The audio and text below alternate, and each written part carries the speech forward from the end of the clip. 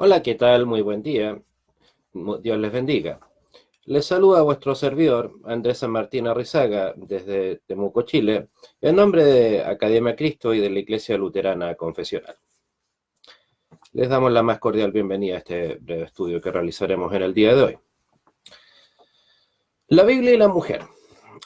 Una pregunta muy interesante, especialmente en estos últimos años que el tema se ha puesto tan de moda. ¿Es la Biblia machista? Bueno, se suele referir al Dios de la Biblia, por así decirlo, con términos como misógino, machista, antimujeres, patriarcal, etcétera. Pero partamos leyendo la Biblia. Vamos a Mateo 28, versículos 6 y 7. Nos dice la palabra: no está aquí, pues ha resucitado. Como dijo, venid, ved el lugar donde fue puesto el Señor. E id y pronto y decid a los discípulos que ha resucitado de entre los muertos. Y aquí va delante de vosotros a Galilea. Allí le llevaréis. He aquí os lo he dicho. Amén. Bueno, les resultará tal vez un tanto extraño, o tal vez bastante. ¿Por qué, si el tema que les estoy hablando es la Biblia y la mujer, les estoy leyendo versículos relacionados con la resurrección de Cristo? Pues muy fácil, precisamente porque esas palabras que acabo de leer, en donde se proclama por parte del ángel la resurrección de nuestro Señor Jesucristo, fue dicho precisamente a dos mujeres. Curiosamente, no a los apóstoles, no al discípulo amado, no, sino a dos mujeres, lo cual ya obviamente nos dice mucho. Tenemos, por lo tanto, la pregunta que subyace ante todo esto es: ¿tenemos ante Dios los mismos derechos y deberes el hombre y la mujer? Pues, aunque pueda resultar extraño, sí. El problema que se da es que suele confundirse el concepto de derecho con el concepto de capricho, o el de capacidad con el de derecho.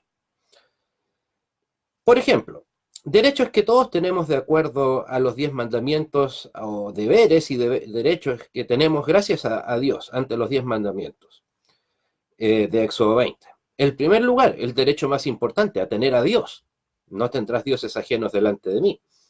O sea, nos dice de inmediato: tenemos el derecho a Dios. Tenemos el derecho a el descanso. Acuérdate del día de reposo. Por ende, también tenemos ambos, hombre y mujer, el derecho al trabajo, con toda la maravilla que eso significa. También tenemos a ser padres o madres, y también a ser honrados por esa razón. Tenemos derecho, obviamente, a la vida. Tenemos derecho a poseer propiedades. Tenemos derecho a que no se nos mienta, e incluso que no se nos codicia indebidamente, ya sea nuestras cosas o a nosotros mismos como personas. No codiciarás la mujer de tu prójimo. O sea, se le concede incluso a la mujer el hecho a no ser codiciada indebidamente, derechamente a no ser codiciada. Cualquier tipo de codicia es indebida. Por lo tanto, ante Dios, claramente ya, tal vez en el resumen más completo, más que tenemos de mandamientos y que nos enuncian deberes, está respecto del ser humano, el hombre y la mujer están en igual condición. O si vamos a otra parte de la Biblia, tanto Adán como Eva fueron castigados por su pecado, de diversas maneras, pero castigados al fin y al cabo. Adán, ¿qué dijo? La mujer que tú me diste. Eva, ¿qué dijo? La serpiente me engañó. Y finalmente el castigo fue ¿para quién? Para los tres. Todos trataron de una u otra manera exculparse a sí mismos. En el fondo, pensémoslo, Adán culpó a la mujer culpó a la serpiente, pero en el fondo, ¿detrás de quién estaban todas esas acusaciones? Ambos estaban culpando a Dios de su pecado. Nótese la frase: la mujer que tú me diste. O sea, tú te equivocaste, Dios. No, no. Me diste una mujer supuestamente tan capaz de engañarme que yo obligado me caí en pecado. La mujer diciendo: la serpiente, la que tú pusiste ahí, la que tú creaste. Y bueno, el castigo fue igualmente para los tres, insisto. Tuvo distintas connotaciones, pero fue un castigo al fin y al cabo. Y el castigo más importante de todo fue el mismo, alejarse de Dios de la manera tan directa en la que estaban hasta ese momento. Entonces, no puede decirse que al hombre o a la mujer se le haya castigado más o menos. Simple y sencillamente se les castigó. O más adelante, David fue castigado severamente por codiciar a Betsabé, la esposa de Urías el Eteo, y todo lo que hizo al respecto, organizar una guerra, enviar a Urías a lo más duro de la batalla para que muriera, y finalmente así él poder quedarse con esta mujer, siendo ya viuda. O sea, aún así se le respetó a esta mujer, a Betsabé, el derecho a tener a su legítimo esposo, a no ser codiciada por David. Ya podemos imaginarnos tal vez David cuando armó todo esto, decía, bueno, yo soy el rey David, ¿qué se me puede negar a mí? Yo soy el rey, ¿por qué voy a verme en menos respecto de otras personas? Seguramente ese fue el pensamiento de David cuando armó todo esto. Sin embargo, Dios le dijo, no, tú no puedes, digamos, él recibió el mismo castigo que hubiera recibido cualquier persona. Y de hecho, eso fue uno de los tantos de las consecuencias, más que castigos, fue el no poder cumplir su gran sueño. ¿Cuál era el gran sueño de David? El construir el templo de Dios en Jerusalén. Deseo que finalmente fue cumplido por parte de Salomón, su hijo. Entonces, imagínense, por no respetar en este caso a la mujer y a una familia propiamente tal, debió pagar este altísimo costo. Pese a ser el rey, pese a ser alguien llamado directamente por Dios para su labor. Pero aún así, el no respetar a una mujer, eso es algo que se le consideró un pecado y no por todo lo que él era, fue pasado por alto. O de hecho, por ejemplo, si se trata de darle una supuesta superioridad al hombre ante Dios, pues bueno, fue un hombre el que vendió a Jesús por 30 monedas de plata. Vamos a decir entonces los varones que eso es discriminación en contra del hombre, que decir que los que traicionaron a Cristo, o el que vendió a Cristo por unas monedas de plata fue un hombre. Eso es un acto de discriminación, o esa frase que está tan de moda, es un crimen de odio en contra del varón. Pues por supuesto que no.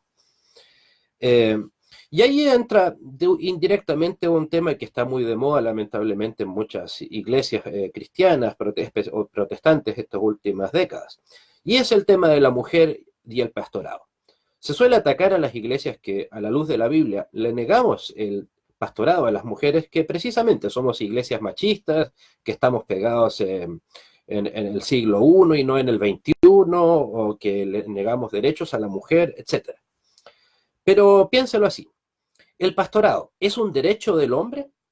¿El varón tiene el derecho como tal, en su calidad de varón, de ser pastor? No, el pastorado no es un derecho del hombre, es un derecho de los hombres, pero ¿a cuáles? A los que Dios, por medio del llamamiento que hace la congregación, ha realizado.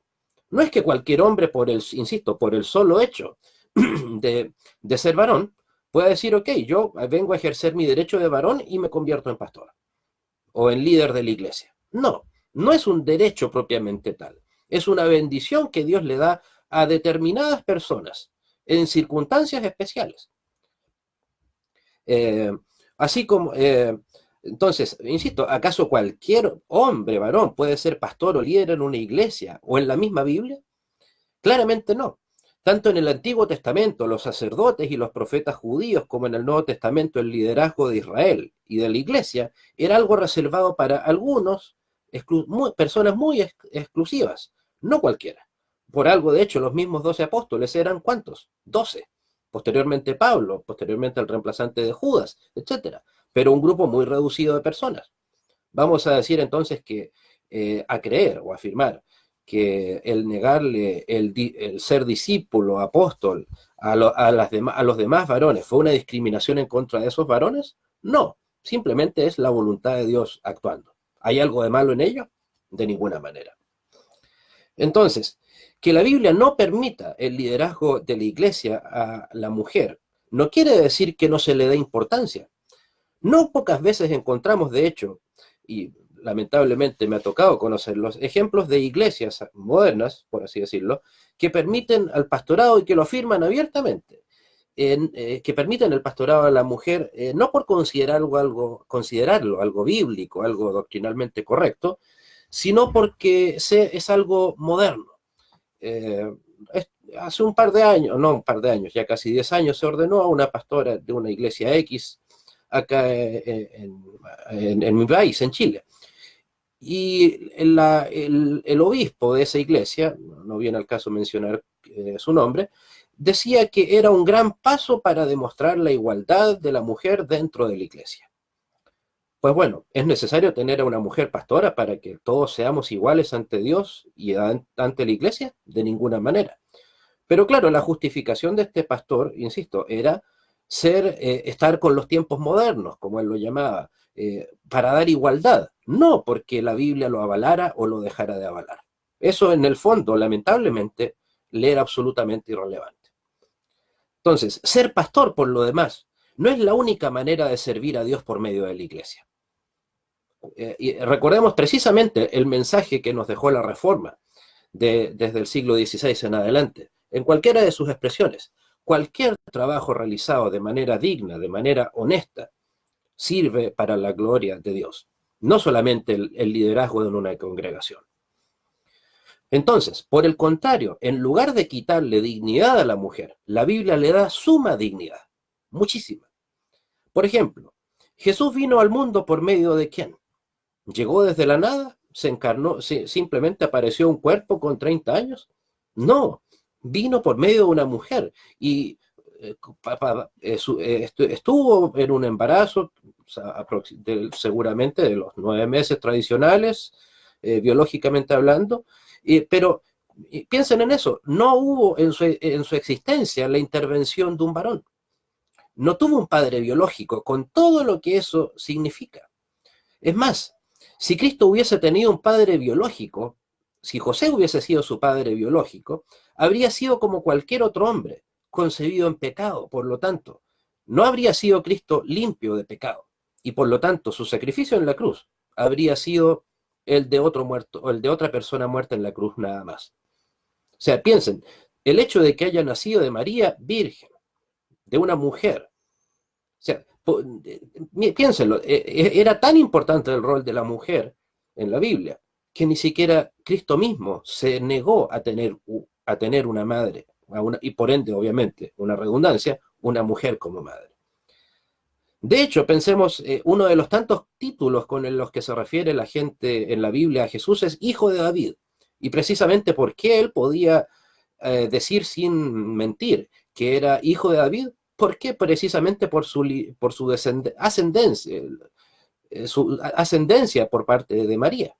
María era la descendiente de David. O sea, uno de los tantos títulos que recibe Cristo es gracias a su linaje materno, por así decirlo. De hecho, los seguidores más fieles a Jesús fueron mujeres. A todos los discípulos, de hecho, a los 12 apóstoles se les muestra como traidores. Obviamente siempre nosotros nos centramos en Judas como el traidor más grande, pero simplemente fue la traición más llamativa, pero de una u otra manera todos los apóstoles de Jesús traicionaron a Jesús. En la Biblia en ninguna parte oculta esa parte. Los muestra, insisto, como traidores, como cobardes, que negaron a Jesús, como gente que se escondió ante el primer problema, etc. Pero sin embargo muestra que María y María Magdalena no cometieron ese pecado, no renegaron de Cristo, y ahí estuvieron frente a Cristo ellas mismas.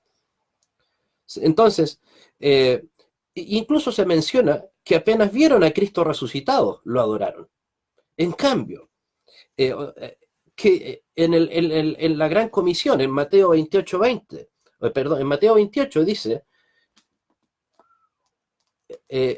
y cuando le vieron, los apóstoles le adoraron, pero algunos dudaban. O sea, a pesar de que ya había Cristo resucitado, los apóstoles seguían dudando. No se dice lo mismo de las mujeres. Insisto, si la Biblia fuera tan machista, heteropatriarcal y todos estos adjetivos tan furibundos que hoy en día, con los cuales hoy en día se nos bombardea en las redes sociales, entonces, ¿por qué se muestra sin ninguna digamos, tapujo, sin ninguna defensa, la supuesta, o sea, no la supuesta, sino la evidente debilidad de los varones en relación a su pecado. Eh, entonces, imagínense, se les dio a mujeres, tal como leí al principio, la bendición de ser los primeros testigos de la resurrección corporal de Cristo. Como dice Mateo 28:5, no temáis vosotras, porque yo sé que buscáis a Jesús, el que fue crucificado. Insisto, vosotras, eran mujeres las que estaban buscando a Jesús, no sus apóstoles.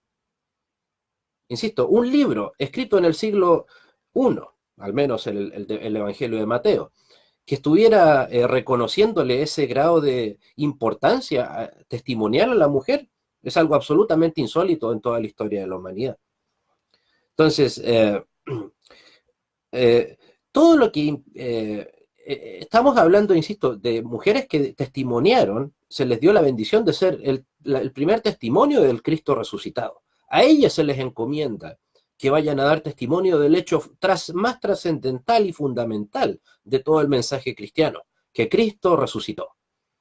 Y ellas fueron a dar el mensaje y a entregarlo antes que los apóstoles. Ellas le llevaron el mensaje a los 12 y a los demás. No fueron los apóstoles. Los motivos, bueno, ¿qué importa? Puede ser por como una especie de castigo, por la incredulidad de los apóstoles, por su traición, pueden ser muchos. El punto es que se le dio esa gigantesca muestra de dignidad y de valor al testimonio de una mujer. Estamos hablando, insisto, del siglo I, en el Imperio Romano, en una cultura como la judía y la romana del siglo I, en donde precisamente la voz de una mujer no tenía absolutamente la más mínima importancia. Una mujer en el Imperio Romano, incluso hasta cuando se disolvió el Imperio Romano, el 471, una mujer no tenía ningún derecho, ni como ciudadana, ni como persona, no tenía derecho a decidir con quién casarse, o si es que se casaba, su marido podía repudiarla, si es que el esposo, su marido consideraba o creía que ella era estéril. Obviamente el adulterio de parte del hombre no era mal visto, la mujer era prácticamente tratada como una esclava, etcétera. O sea, básicamente la mujer, el único motivo de existencia real que tenía en el mundo del Imperio Romano era traer hijos al mundo y eventualmente darle placer a su esposo. Y obviamente mantener a los hijos, criarlos. Sin embargo, la Biblia, por supuesto, como ha quedado claro, solo en estos versículos que ya les he mencionado, le entrega a la mujer mucho más que eso. Insisto, le da a la mujer la bendición de ser quien trae al Salvador del mundo a la tierra. Qué gran muestra de dignidad precisamente. Insisto, estamos hablando del hecho más trascendental de la vida, del relato bíblico. El primer testimonio que hay de ello fue entregado a estas mujeres. Entonces, que la Biblia y por lo tanto Dios le entregue al hombre y a la mujer roles distintos, insisto, distintos, no quiere decir que uno sea superior cuantitativamente ante el otro, y más aún respecto de Dios. Insisto, el hecho más relevante de la historia de la Biblia, la resurrección, comenzó testimoniándose con mujeres. ¿Le parece poco?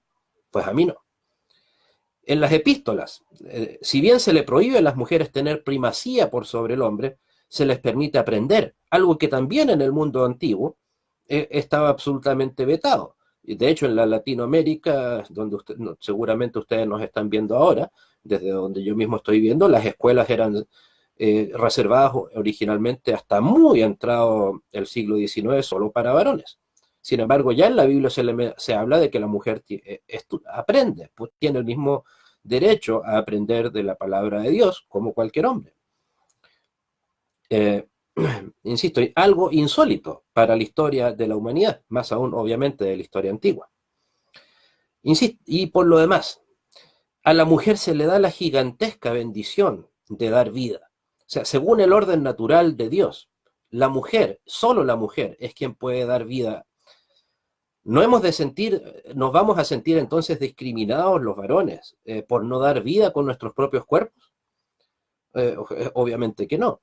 Pensar en piense usted en el sentimiento de gratitud que debemos sentir hacia nuestras madres, o hacia quienes nos han salvado la vida, los que hemos tenido que recibir ayuda en momentos de suma aflicción y que nuestra vida ha corrido peligro. Pensemos en el gigantesco sentimiento de gratitud que sentimos hacia esas personas, nuestras madres o quienes nos han salvado la vida, o incluso, ¿por qué no?, los que padecemos de algún problema médico y debemos acudir a un médico que nos da confianza y que nos ha mejorado nuestra calidad de vida.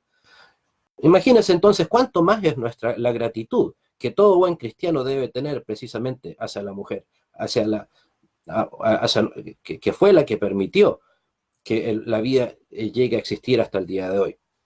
Y también, por supuesto, un tipo de gratitud que obviamente no va a estar de sobra mencionar, es la gratitud que cualquier buen esposo ha de sentir a su esposa, precisamente ¿por qué? Por darnos la bendición de poder hacernos llamar padres. Entonces, ¿cuán más maravilloso entonces ha de sentir que de nuestro propio cuerpo puede surgir otra vida? Obviamente ese es un sentimiento que los varones jamás vamos a sentir. Ese sentimiento no lo vamos a conocer, pero sí lo puede sentir una mujer. ¿Por qué no sentirse bendecida por ese hecho en lugar de sentirse castigada, como lamentablemente el mundo actual lo está tratando de hacer ver?